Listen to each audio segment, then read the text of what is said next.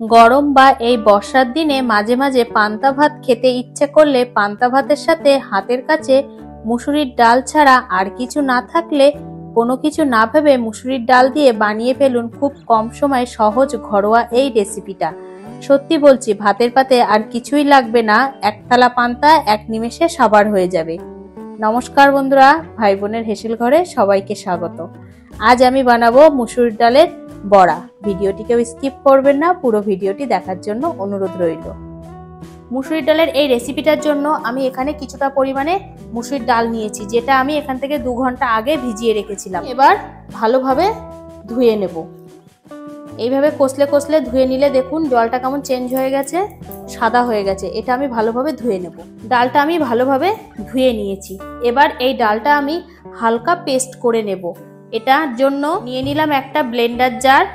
এখানে আমি মিক্সিতে পেস্ট করব, আপনারা চাইলে এটা শিলেও বেটে নিতে পারেন। এবার আমি ডালটা দিয়ে দিলাম এর মধ্যে।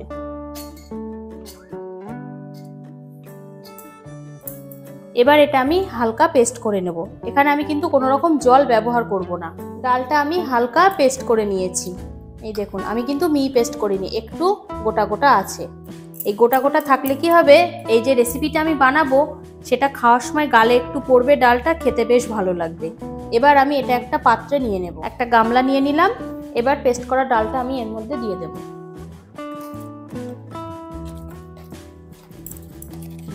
এবার এর মধ্যে আমি কিছু উপকরণ অ্যাড করব। দিয়ে দেব 2টো মাঝারি সাইজের পেঁয়াজ, আমি খুব ঝিরিঝিরি করে কেটে নিয়েছি, দিয়ে দিলাম। এই রেসিপিতে পেঁয়াজটা একটু বেশি পরিমাণে দিতে হবে, তাহলে খেতে বেশি ভালো লাগবে।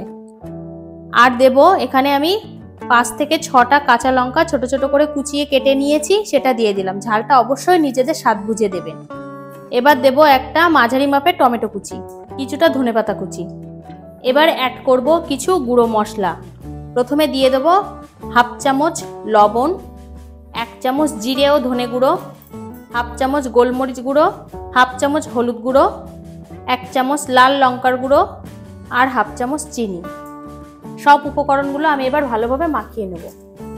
এখানে আমি কিন্তু কোনো রকম বেসন বা চালের গুঁড়ো ব্যবহার করব না। বেসন বা চালের গুঁড়ো ছাড়াই আমি শুধুমাত্র এই উপকরণগুলো দিয়েই বানাবো। এটা কিন্তু খেতে অনেক বেশি মজার হয়। সবগুলো উপকরণ বেশ ভালোভাবে আমি মাখিয়ে নেব। সব উপকরণগুলো বেশ ভালোভাবে মাখিয়ে নিয়েছি। এবার আমি এগুলো ছোট ছোট করে বড়ার শেপ বানিয়ে নিয়ে ভেজে নেব। ঠিক এইভাবে গোল গোল, আপনারা যে কোনো শেপ দিয়ে বানাতে পারেন।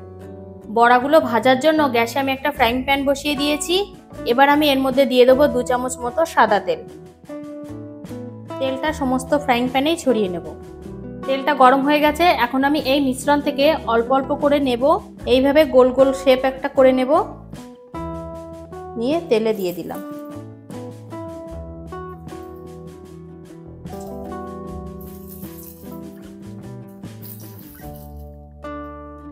এক পিঠ ভাজা হয়ে গেলে আস্তে আস্তে করে এইভাবে উল্টে দেব।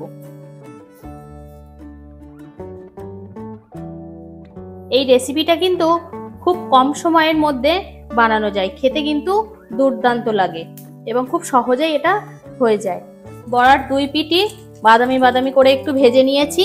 বড়াটা আমার হয়ে গেছে ভাজা। এবার আমি এটা তুলে নেব তেল থেকে।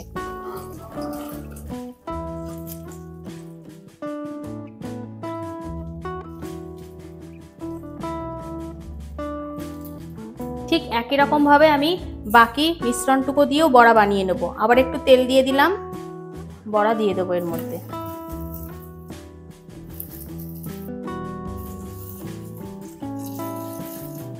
একইভাবে এই বড়াগুলো আমি এইভাবে উল্টে দেব।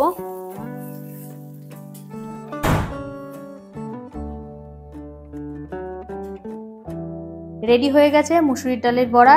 এটা কিন্তু গরম গরম ভাতের সাথেও খেতে যতটা ভালো লাগবে, তার থেকেও বেশি ভালো লাগবে এই বর্ষার দিনে পান্তা ভাতের সাথে খেতে। কাঁচা পেঁয়াজ এবং লঙ্কা দিয়ে তার সাথে এই মুসুরির ডালের বড়া খেতে কিন্তু দুর্দান্ত লাগবে। আমি দেখাচ্ছি কতটা বেশ মুচমুচে হয়েছে।